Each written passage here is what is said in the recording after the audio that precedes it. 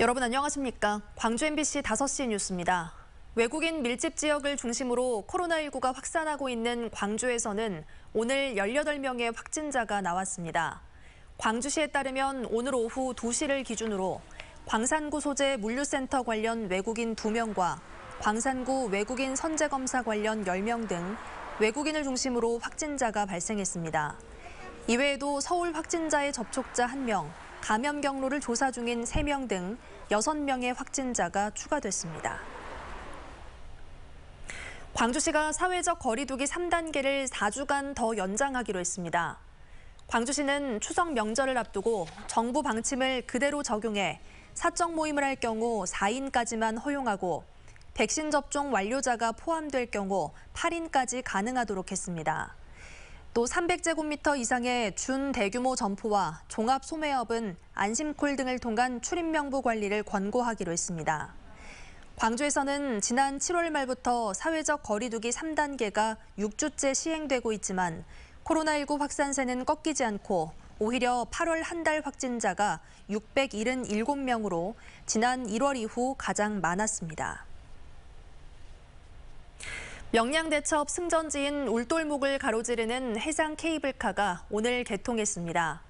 해남 우수영 관광지와 진도군 녹진 관광지 진도타워 1km를 연결하는 해상 케이블카는 모두 360억 원을 들여 착공 6년 만에 완공됐습니다.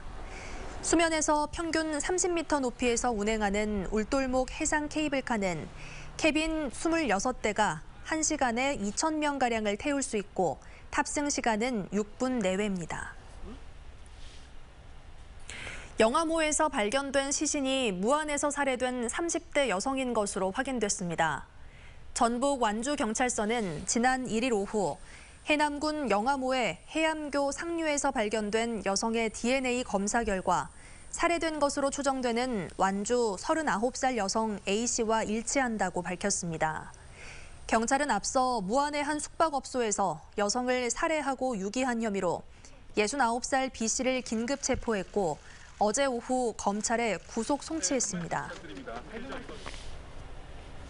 국내에서 허가를 받지 않은 탈모 치료제, 발기부전 치료제 등을 해외에서 대규모로 밀수해 판매한 업자가 적발됐습니다. 식품의약품안전처와 광주 본부세관은 지난 2019년 11월부터 최근까지 인도 등에서 밀수입한 16억 원어치의 의약품 300만 정을 판매한 일당 2명을 검거했습니다. 조사 결과 이들은 추적을 피하기 위해 인터넷 쇼핑몰의 서버를 해외에 두고 차명 계좌로 판매 대금을 받은 것으로 드러났습니다. 추석을 보름여 앞두고 나주배 출하 작업이 시작됐습니다.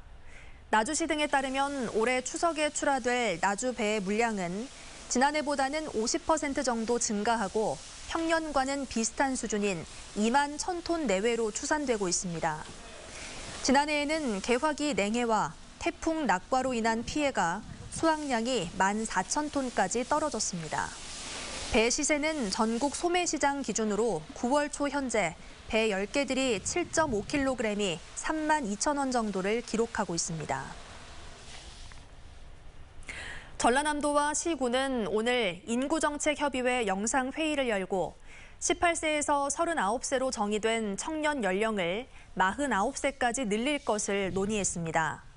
이날 회의에서 전남도 인구청년정책관은 전남이 초고령 사회 진입으로 청년 인구 비율이 매년 줄고 있다며 지역 균형 발전을 위한 단계별 인구정책 발굴에 최선을 다하겠다고 강조했습니다. 광주 중앙공원 1지구 보증서 관련 특혜 의혹을 살펴본 경찰이 사건을 내사 종결했습니다.